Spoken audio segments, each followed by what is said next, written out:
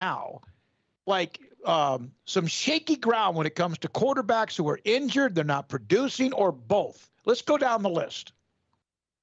You want me to do it? Yeah, okay. We can all do it. We'll all pitch in a little bit here. Okay. Let's start with Kansas State.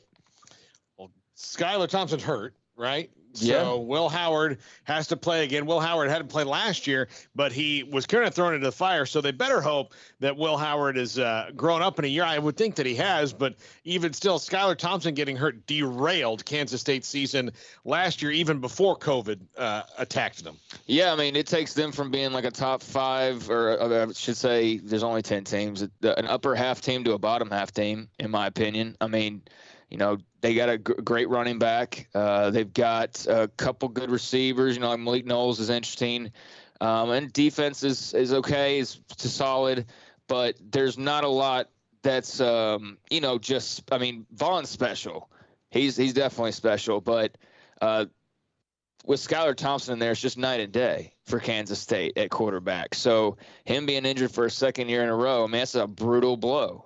With them getting started off with that winning at Stanford and feeling good about things, and Kleiman's starting to get his grip into the program. And like you said, they started off really well last year, and they only fell off a cliff once Thompson got hurt. So for him to be hurt again, and for them to say, well, hey, it's not season ending, but we don't know when he's coming back. I mean, he could miss like 4 or 5 Big 12 games for all we know, or he can miss, maybe not quite a handful, but at least some. And I don't like their chances without him. Will Howard's probably better than he was last year. He should be, but it was night and day with him in there. So I'm not feeling good if I'm a K-State fan necessarily. I'm going to check off these teams because they seem to, at least right now, they're fine. Baylor with Bohannon. For sure. TCU with Max Duggan. For sure. Texas Tech with the Oregon transfer. Yep, Shug. Oklahoma, and Oklahoma with Rattler, right?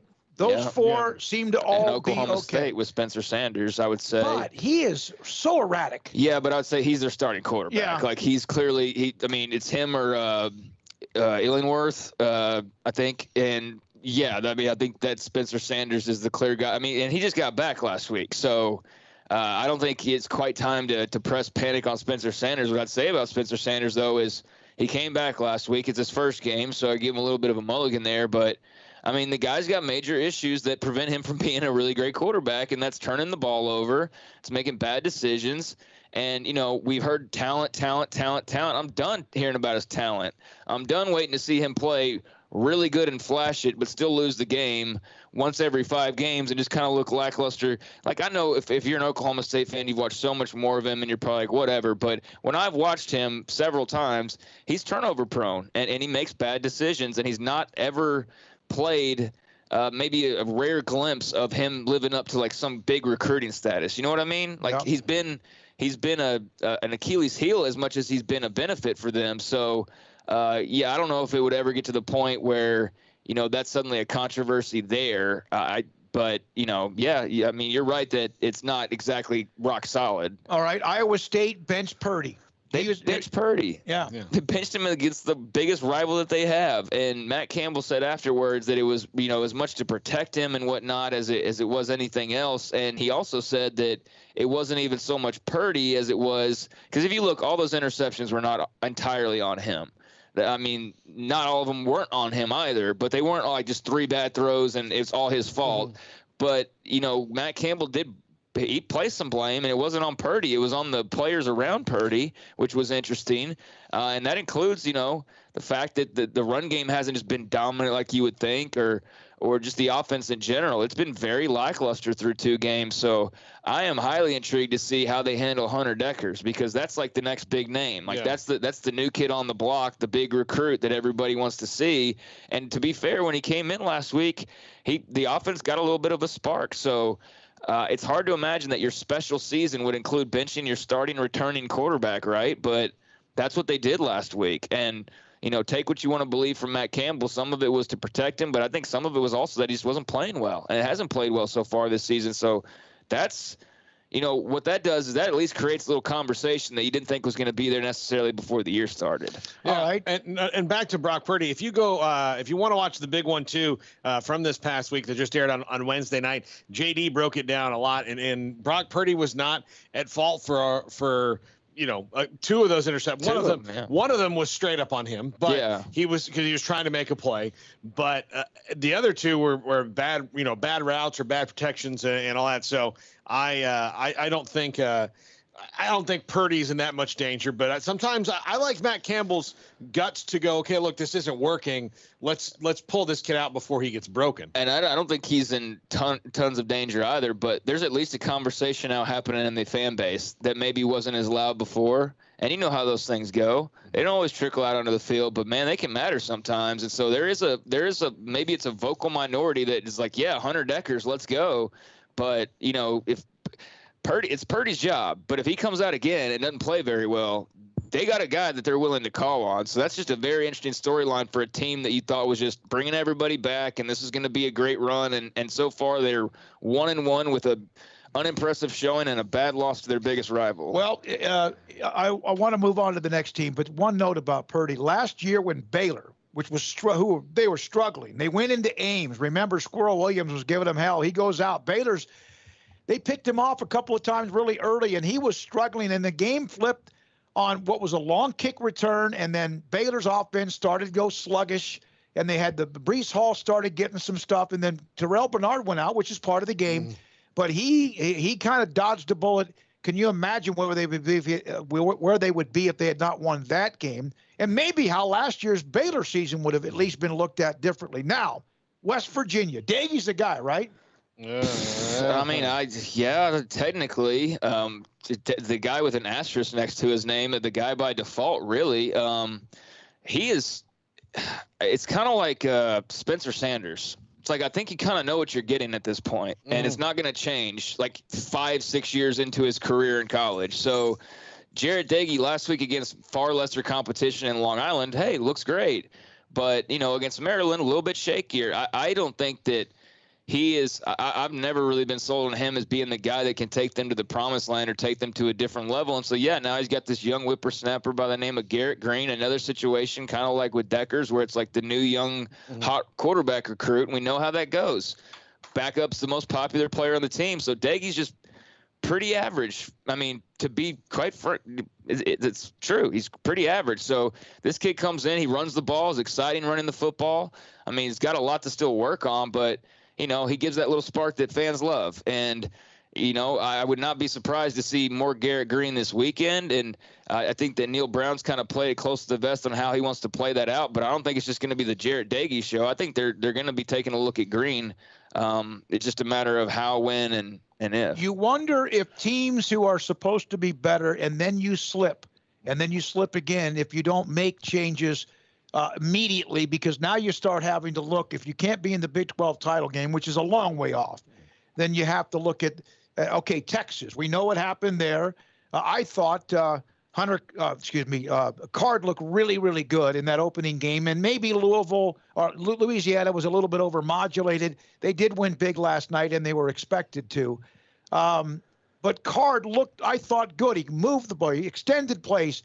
But he was nothing against Arkansas. Was it him or was it Arkansas? And I thought Thompson earned the right by just what he did in the bowl game last year to start the year as a starter. I'll tell you what I think, and I've said this several times on this big one too, or this show. I don't think the Texas quarterback of 2022 is on the roster right now. I really don't, unless their freshman is the recruit is a stud and a half. But I absolutely think that Steve Sarkisian knows what he has in Hudson Card, and he knows what he has in Casey Thompson, and he knows that was the hand that he's dealt, and that's why he's playing them both. Then he's about to lose a couple of them to the transfer portal if he screws this up, right? I don't think he probably should care about that. Okay. I think is it Malik Hornsby?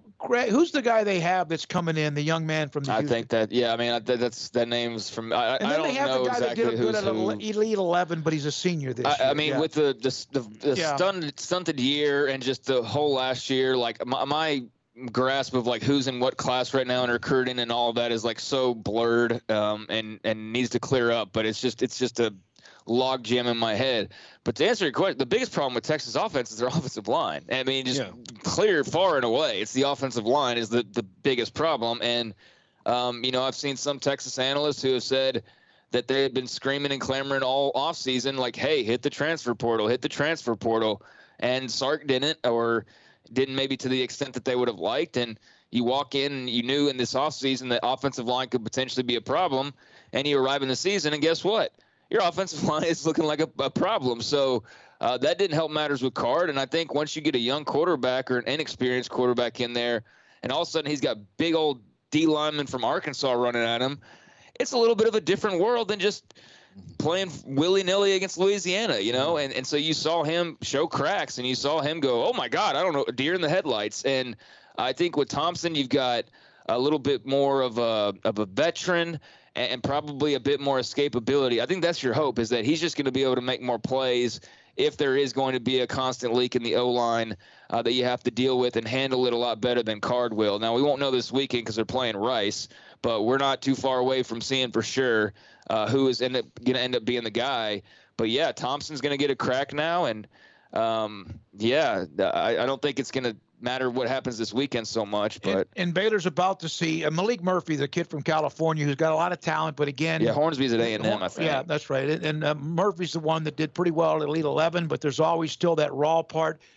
Now, one more thing, we got to go, because Baylor and Kansas, and then Barry Switzer. Kansas they're about to face this guy who can kind of, if you let him get loose like you did with Texas State, for someone who's not athletic, McBride, this guy can burn you with his feet. I don't think they're going to worry about him throwing the ball too much. I mean, but he can burn you with his feet, and they can't over pursue. They can't get too out over their skis. But I think that early on he'll probably make a couple of plays, and then they'll figure it out. And that's kind of been Ron Roberts' MO on defense, is that they usually make their mistakes early and correct them later. So, and which is, I'd rather do it early than late in the game. So I think he's fine, but Kansas is so far away from me even understanding. Like, I don't even understand where they are. Like, that's how bad they've been, is that I can't even tell you by even watching a little bit of the game from Coastal last week when I got home, where they are. Like, are they better? Or, like, I know I like their coach better than last a little bit more this week, right? But I mean, it's hard to even, we will, but it's just hard to gauge, like, what are they? Here's what they are. They have a coach who's a no-nonsense throwback type of guy who's going to want to pound your ass with the running game. He will find somebody at quarterback, but it won't most likely be this year. Who knows? No, that's this guy. Yeah. I mean, he has found him. It's Jason Bean. Okay, and then on top of that, he's got to work on the depth. That's their problem. That's been their problem for a long, long time. I like this coach. That doesn't mean, because I like Turner Gill, and we know they had Mangino, and that got screwed up, and he led them to the verge of a championship, a national title at Kansas. All right, when we come back, they used to play every year for the Big 8 title, pretty much, for years. And then whoever won that game usually had a pretty good shot at winning the national championship or playing for one. Oklahoma and Nebraska, the 50th edition or 50th anniversary of the game of the century. Earlier, we heard from former Nebraska Hall of Fame coach Tom Osborne. Coming up